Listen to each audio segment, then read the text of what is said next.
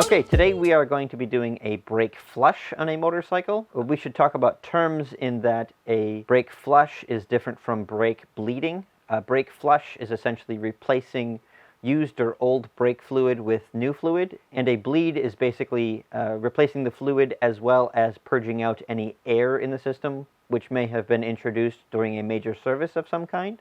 We'll be doing a brake bleed video, but this is the flush where we are changing out old brake fluid. Some of the things you will need to complete this task would be obviously a fresh bottle of brake fluid.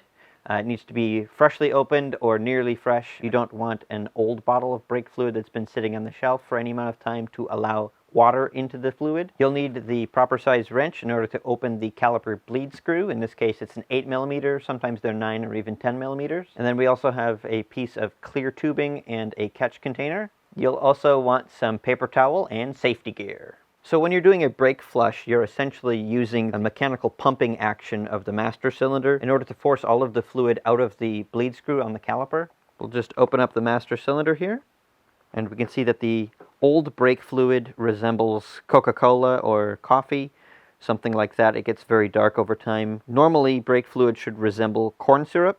So we need to replace the fluid that is in the entire system, not just in the master cylinder container here, but the entire system needs to be flushed in such a way as to replace all of the fluid. Brake fluid is hygroscopic, which essentially means that the fluid absorbs water into it. So over time it can become water dense, and in braking situations that's not good at all because there's some heat that builds up in the system over time, and that water can actually boil off. So we need to flush out all of the brake fluid, including the water that is permeated within the fluid. Okay, we'll begin by topping off the master cylinder with clean, fresh brake fluid, just to make sure that we don't ever introduce air into the system by allowing the level to be too low. We're going to crack the bleed screw loose before we begin. We'll add the wrench to the bleeder there, and if you can look, the wrench doesn't quite fully line up with the entirety of that bleeder there, and you need it to be on there much more like this so that the entirety of it is covered.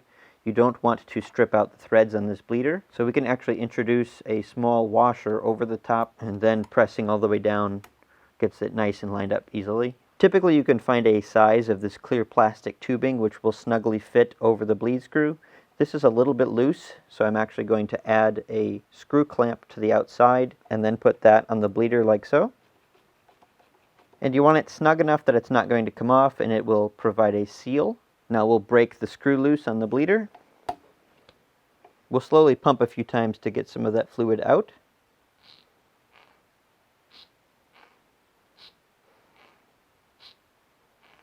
The clear tubing actually is submerged under fluid in a catch bottle, and one benefit of doing it that way is that the hose will never draw air back into the caliper. It's important not to introduce air back into the system. So we'll just keep pumping like this a number of times.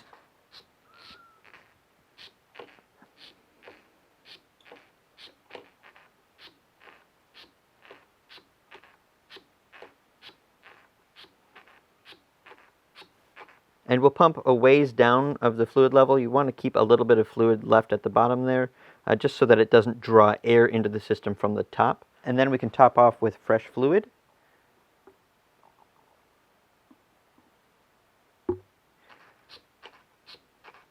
We'll keep pumping like this until the fluid that comes out of the caliper starts to look like that which is in the bottle.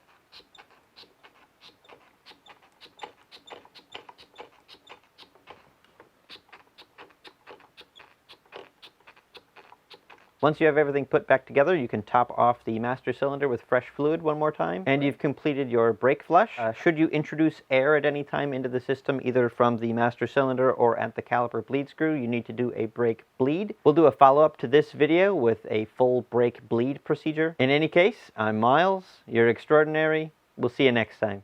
This video is sponsored by the Sketchy Tow Rig.